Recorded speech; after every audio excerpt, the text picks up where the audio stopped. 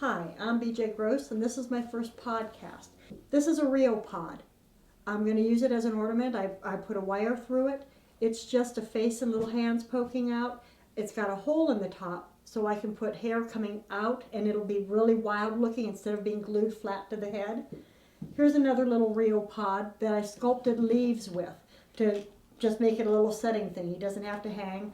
He does have a loop to hang if I want, or he can set on his little bed of leaves.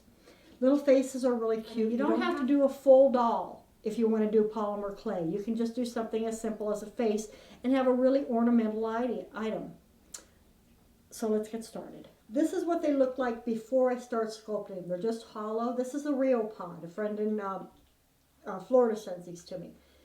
I take and I put foil on the inside to create a little bit of mass because you don't want to use all that Sculpting in there. Plus, it's hard to cook that much Sculpting if it gets that thick.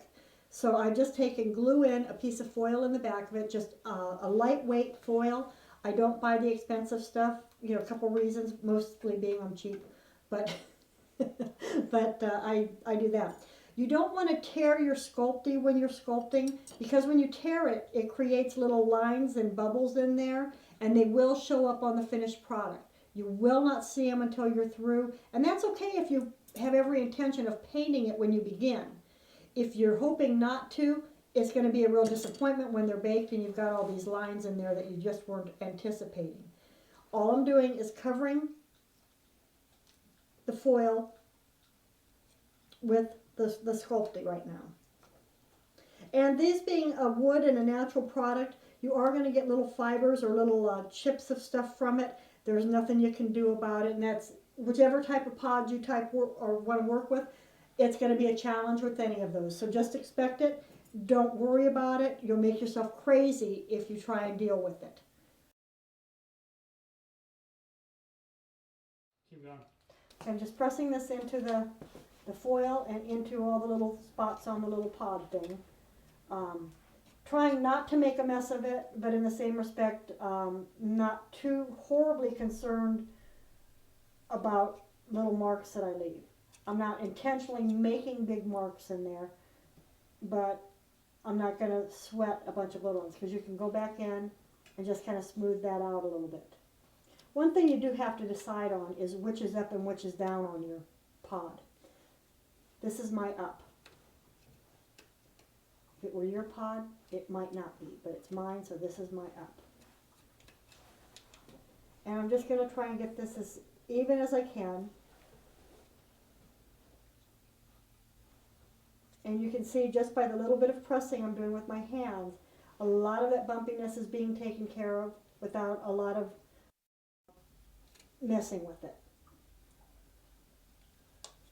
I'm just kind of pushing it into itself. And that's about that.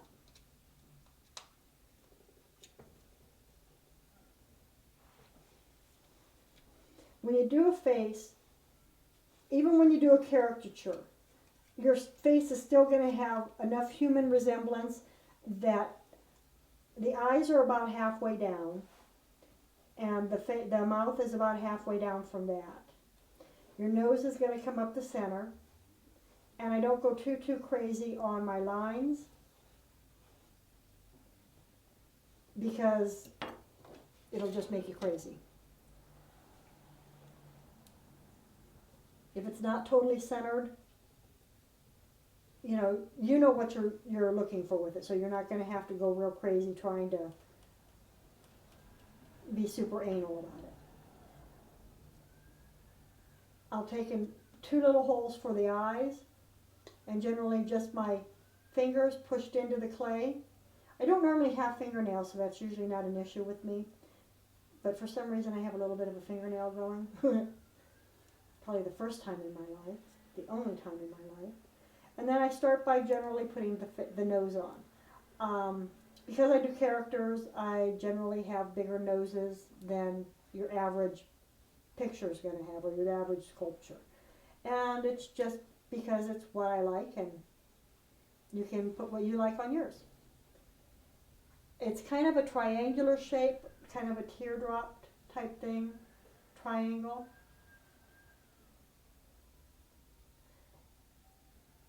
and I'm putting it on between the eyes, going up between the eyes like this. And then I'll just kind of push it in a little bit. Again, not going too crazy with trying to blend it, because there's still going to be more clay added to it. I'm just very easily moving it in. Then I'll generally do the top lip. And the top lip is kind of a oval pancake, or a, I don't know what shape this is. It's kind of this shape. Heavier on the bottom than on the top, because you want it to blend into the face on the top. On the bottom is going to create your upper lip. So kind of make it the same on both sides, or as close to the same as you can. What I'll do at that point is I'll lift up the nose a little bit and I'll slide it underneath for my top lip. Then I'll take my tools or my hand, whichever is working better for me, and very lightly press it up into what's going to be the cheek on your doll, your face, your pot. I'm not going real crazy doing anything with it. I'm just keeping that shelf, that stop. You've got your nose, and then you've got your upper lip, and then it just stops like that. The lower lip is a lot easier. It's just an oval.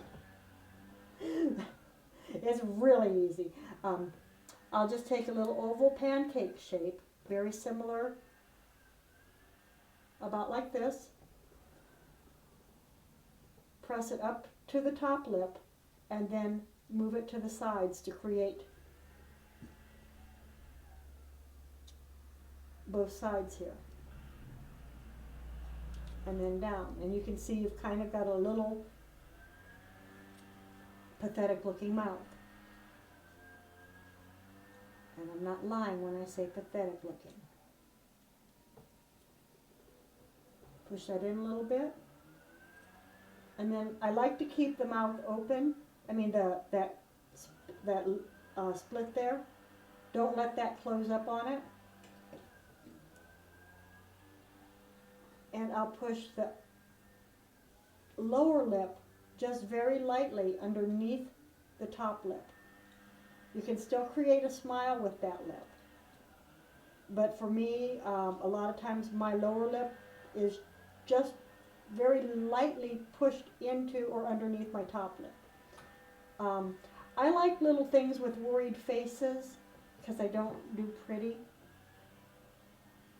And on this one you can see where the lower lip ends.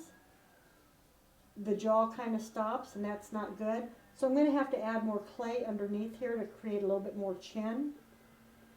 And you use whatever tool fits your job the best, or suits what you're doing the best. If I'm putting hands, like this pot here has hands underneath this chin. I'll need to leave a little bit of space there so I can go back and add those hands later. Otherwise, you know, it's hard to make them fit when there's just no room there.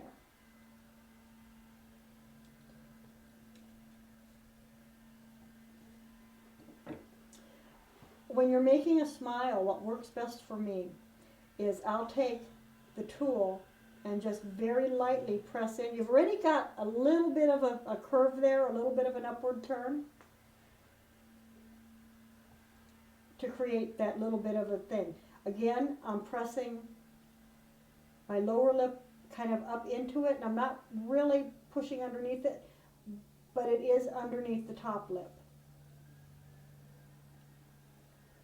On your top lip, you've got the center of your nose here, which is going to come down, and then I believe it's the philtrum, that little piece of lip, the little heart-shaped piece. If you take and just press up, put underneath there with your tool, how I'm sliding it in, and then just press up a little bit on the lip, it's going to create that upper lip for you. You don't have to do anything else to it. It'll create it for you. Again, close your lower lip underneath it. Just push it in a little bit. And just very lightly touch it with your hand to just move in any little spots that are there.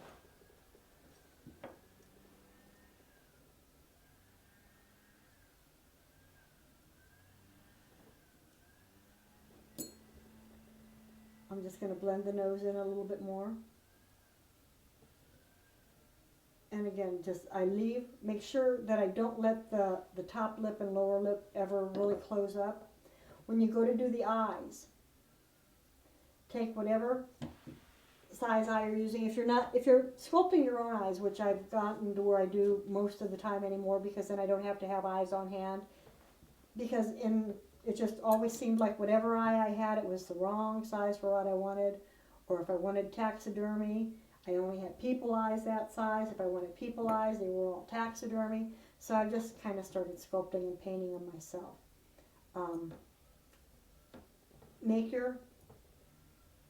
Get your piece of clay, and then just kind of cut it in half. And that's going to give you, hopefully, 2 round balls that are real similar in size. Ta-da! Magic. They're way too big. It's the whole face. I mean, unless it's got some really bad bug eyes. That's just not right. So what I'm going to do is, as big as they are, I'm going to take and just cut 1 in half, because I'm thinking that 1 in half is probably close enough to what I need.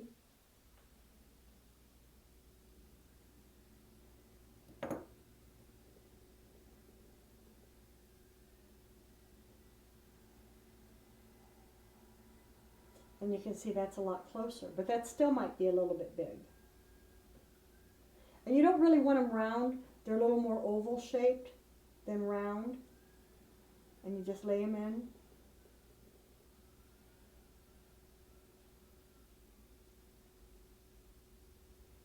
Oops. There wants to be a pirate with a patch. His eye keeps falling out. One's got a piece of pot in it. Okay, then you've got your 2 pieces, your 2 sections of eye there.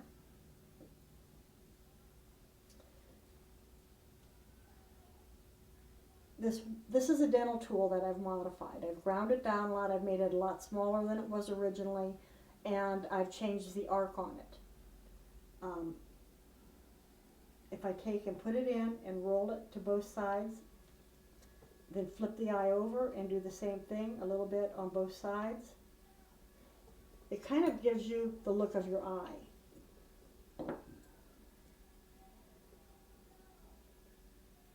Then come back in very lightly. It also will give you the start to your top and lower lid. You do kind of want to do them both at the same time. When I come back from doing one eye to try and do the other, they never really match up. Change the shape of his nose a little bit. But again, I lightly set it on there, put it in, and roll it to the top and let it roll to the bottom. Just flip it over, set it in, let it roll from the top to the bottom, and it kind of creates a little bit of a round shape for your eye. You can then take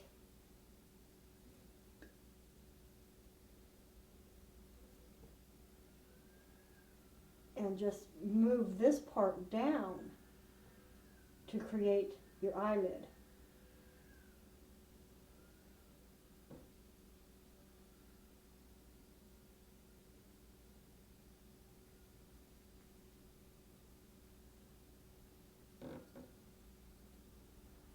Another thing I have a tendency to do, and if you just look at my stuff, it's just kind of all that way, and I don't know why, is on my lower lid, I do the same thing as I do with the lip. My lower eyelid has a tendency to come up underneath the upper eyelid.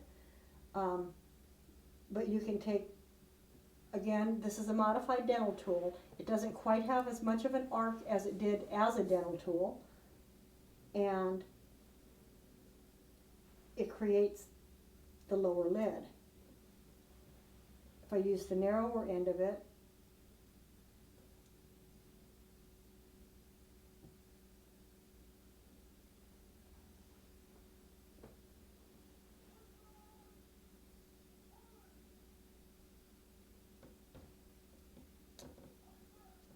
and very lightly take and brush down with, you're hardly touching the clay at all. I just can hardly emphasize how little pressure there is on this clay.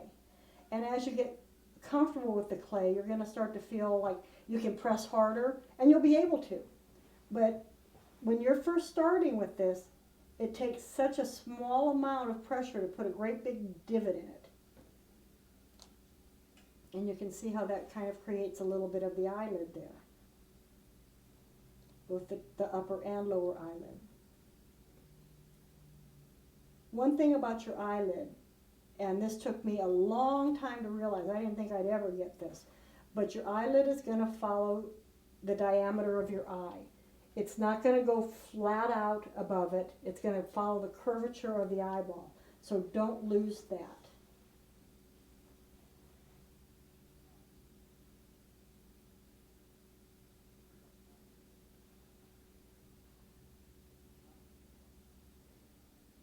Now I'll probably come back in and add more to the eyelid part because you can see there's just places where it's missing.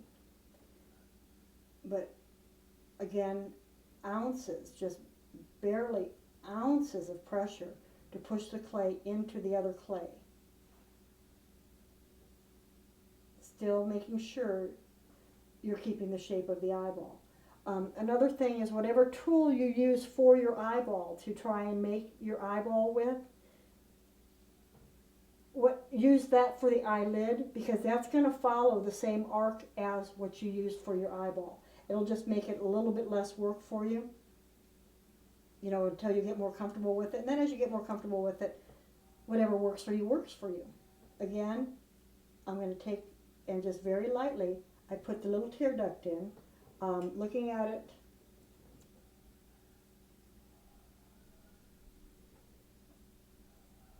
And taking from the bottom and pushing up, following the shape of the arc I've created for the eyeball. I'm kind of closing that back in on it. Then I'm going to come back in very lightly and put that line back where the eyeball belongs.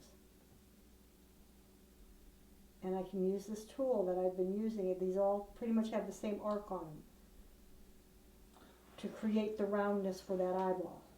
Yeah. Again, following the arc of the upper eyeball. You're going to very lightly, and sometimes I'll use the back end of it just because it creates a flat, it just works better for me, and I don't know why, but it does. It works for me, and you're going to find things that are going to work for you, and they're not going to work for other people. It's just the way it is. If you start to lose that roundness in the eye, which happens, it's no big deal, just very carefully put it back. And another thing I try and do is keep the edges nice and clean. And you can see the pointy edge on this tool here. A lot of times I'll just go into that edge and just very lightly make sure that edge doesn't get clogged up. Because that adds so much depth to the eye. Now the forehead's kind of flat, or it just kind of doesn't have a really good shape to it. So what I'm going to do is add a little bit more to the forehead. And these steps that I'm showing you, I don't always necessarily go in this order. It's just sometimes I do, and I usually do, but not always, for what that's worth. So don't think you have to do things in a certain order. You have to do what's comfortable for you and for what works with you. You know, it's not going to necessarily be what works well for me.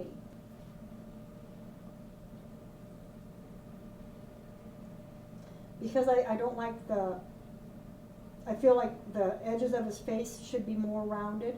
I'm thinning it out more in the center and leaving the edges higher so that it'll create a little bit more .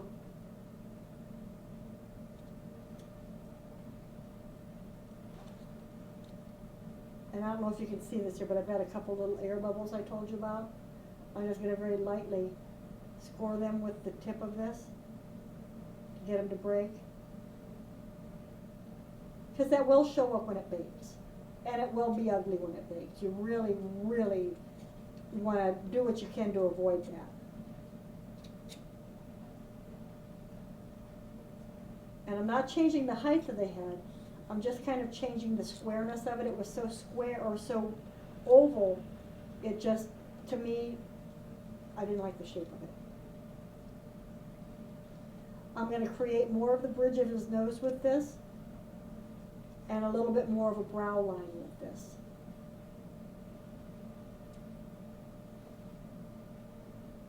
Because the eyes don't just come up to the top of the head, there is a brow bone up there.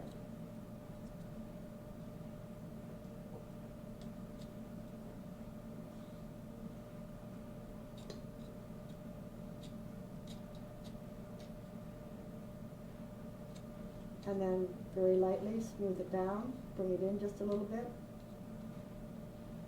A lot of times I find it easier to work on it upside down. Especially going from right to left side, I'll work one side right side up, the other side upside down. And just very lightly blend those edges back in. And I feel like I've got a little bit of an air bubble there, so I'm just going to take and hopefully get it with this.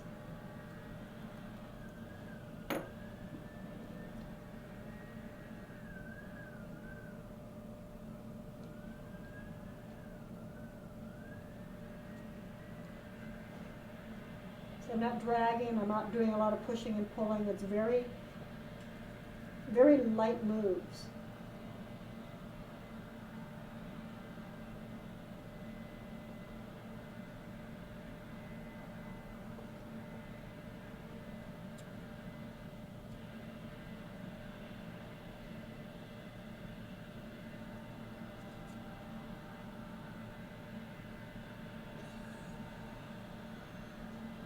So all I'm doing is moving this down very lightly, still trying to keep that brow line as much as possible.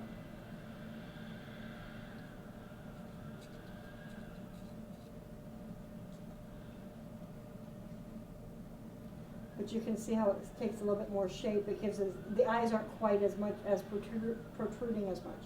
I'll take and I'll just pull that down to the nose or back up, and then pinch it together to create the bridge of the nose there. And again, very lightly. And a lot of times you can see how it messed up the eye a little bit. Don't worry about it. It's bound to happen. I show, you know, it's very easy to go back in there and fix that.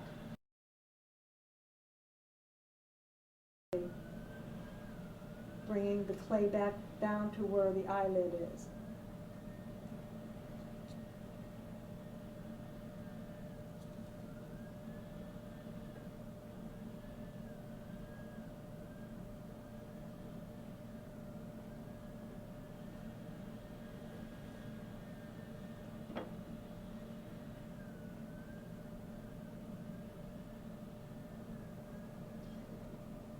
You can see how my eyelid got really thick.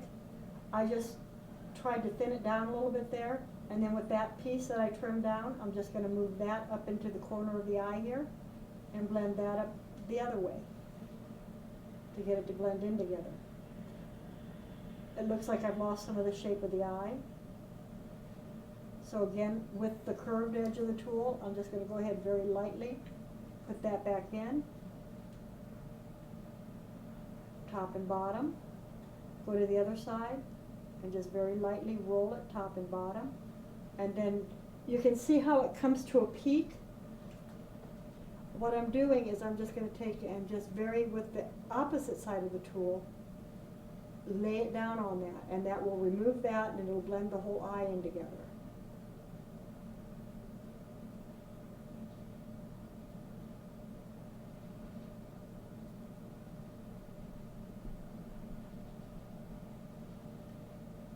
Okay, now you want to start refining the face a little bit, the forehead. It's really hard on a smaller thing not to nick it with your hands and create more work, but it happens, so don't sweat it. I mean, it's just another lesson in doing it, because you get to do it 2, sometimes 3 times. Over and over. Is it smooth this in?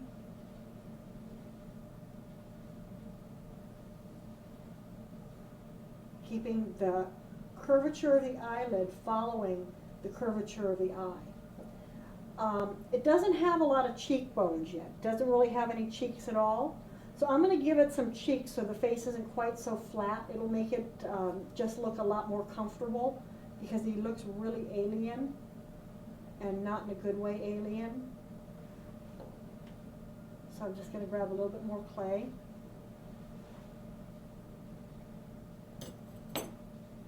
And again, it doesn't take a lot. You're just going to condition it very lightly in your fingers. And then so you have, roughly you want both sides to be the same size. It just makes it a little bit easier if you can start close to the same. When you come up with it, cut it in half.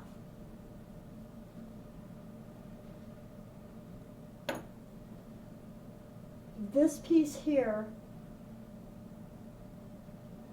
is kind of a comma shape, an upside down comma shape. It's going to create the cheekbone, the cheek, and a little bit along the smile line. It's kind of like a comma. See? I'm just going to put it. You have to look at your piece. This area that goes near the eye and the nose, you want to get as thin as possible because it'll make it easier to blend it in. And just lay that down on top of it. That might be a little bit thick. Not a big deal. After you throw it down, you pick it back up and you just cut a little bit off. Just work on one side and don't do anything to the other side so that we can show a difference. But that still looks like it's a little bit bulky there. So I'm going to go ahead and shave it down just a little bit more. Because you can add more, but once you start getting big chunky pieces, it makes it a little bit difficult to get them back out. Again, these areas that are going to go underneath the eye and up in the corner of the eye by the nose, the thinner those pieces kind of are to start with, the easier they will be to blend in, because you aren't going to have to try and get a big, thick piece of clay to mesh into a tiny little spot. You see, I'm just kind of moving this down around the side of the face here. And this tool's a little bit large for it. But very lightly. Because again, an ounce of pressure is like pounds to this clay. Just very lightly move it into it.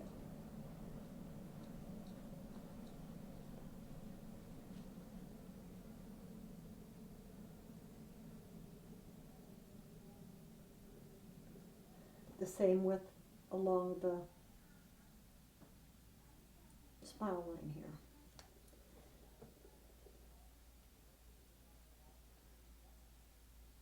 Try to find a stopping point within the next 2 minutes. Okay. So I can get you out of the heat and I can dump this footage. Okay. And you can see I took and just spread that down along the side of the face. It just adds a lot more dimension to the face.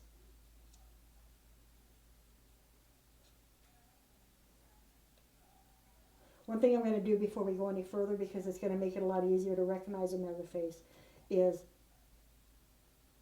when you go to make your nose holes, they're not round.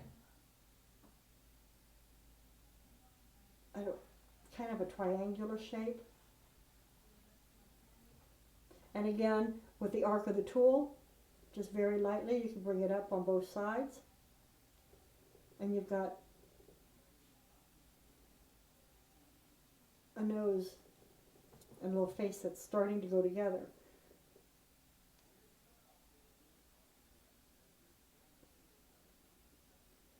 If you need to push back up to create, if you're losing a little bit of the detail, that's not a big deal, it happens. But after you do that with the tool, touch it a little bit with your hand to smooth it, so you don't end up with hard features. Again, for me, my lower lips always have a tendency to go up underneath the top lip. When you're working with the pods, you can't make real exaggerated faces on the vertical ones. On the little horizontal ones, The little mouth can go way past the eyes if you want. I think it's cute. I And might be the only one. 15 seconds. And then very lightly touch it, just barely smoothing it in. You ready? I'm going. Okay. And all we're going to do is the same thing on this side with the cheek, adding the same little triangle there. Just very lightly patting it in. And if you have too much, take your scalpel and just cut a little bit off.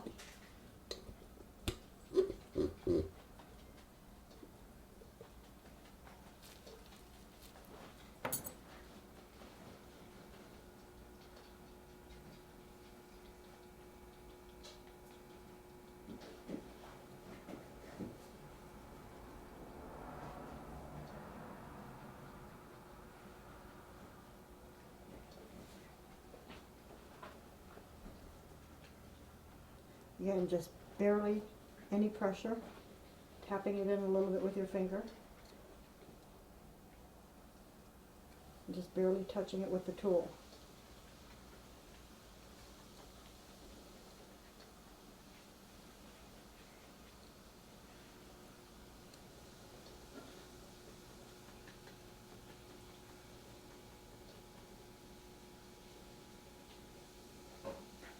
Okay, got it.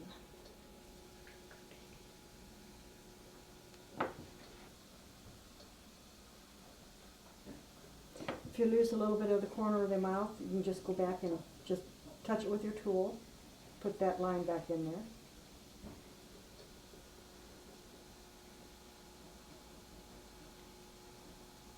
And then just smooth it back in.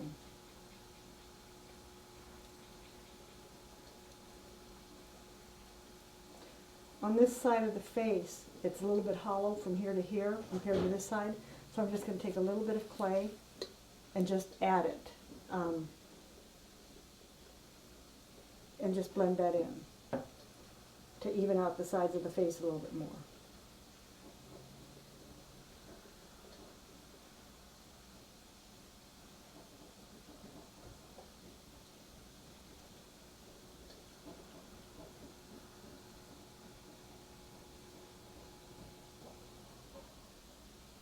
Okay, and then to add expression in it, you can either change the shape of the nose, pull out the nose more,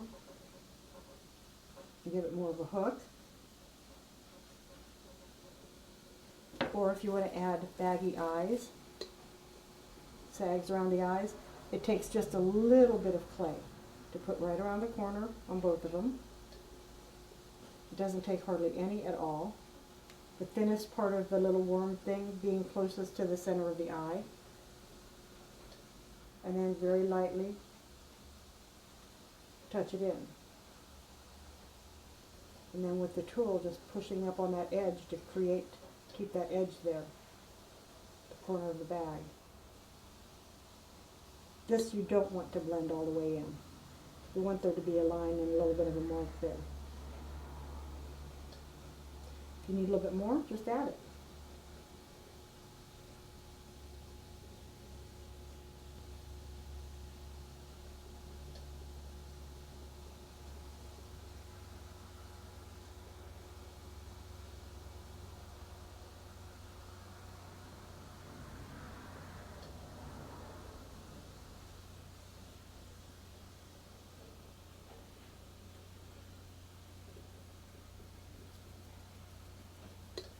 Create a baggy or a saggy upper lid, the same thing.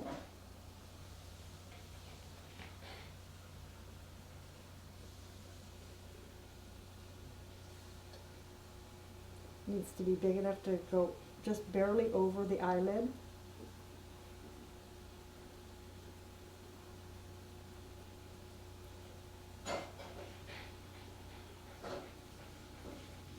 But more of this shape here, so that when you put it over there, on the corner of the brow, that's the only place you're going to really blend it in, is up on the corner of the brow.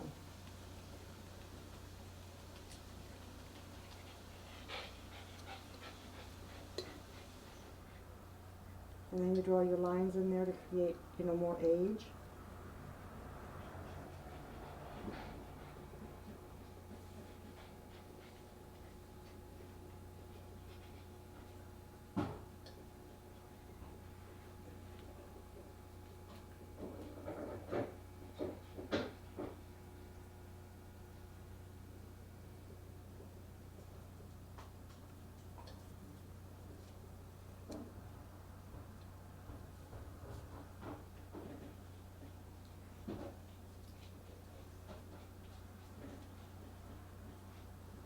Any heavy nicks you have, very lightly rub down with your tools, or your hand if you can.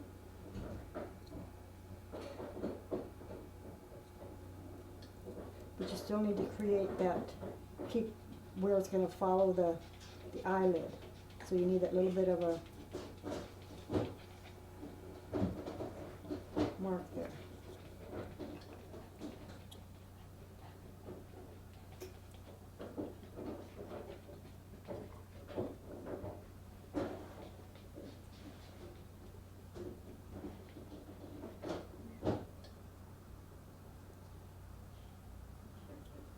And the same on this side.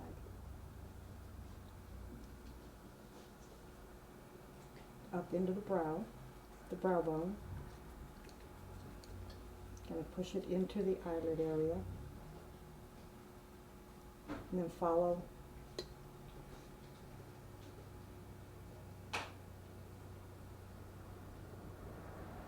the eyelid.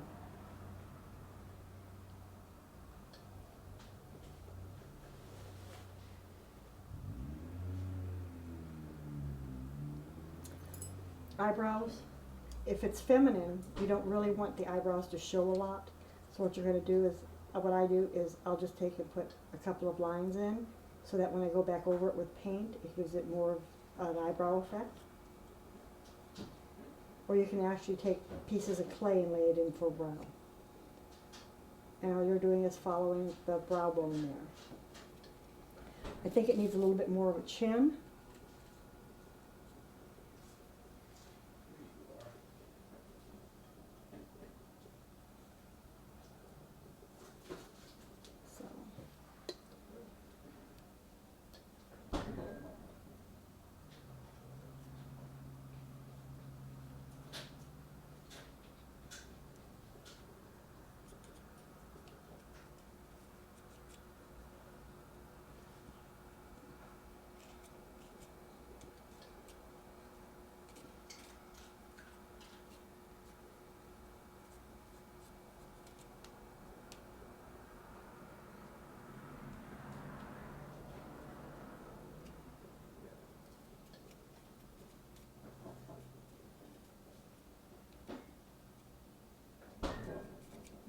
Then the last thing I'm going to do, or one of the last things I do, because a lot of times I'll go back in after regular rubbing alcohol with a soft brush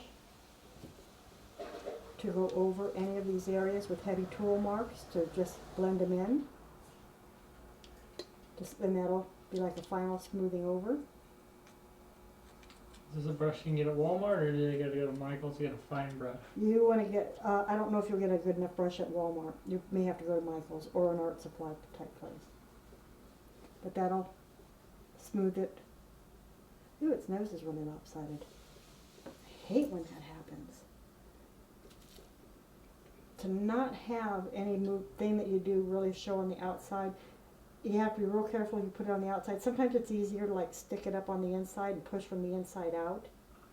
But this clay, has been soft enough that it'll go right in without a problem.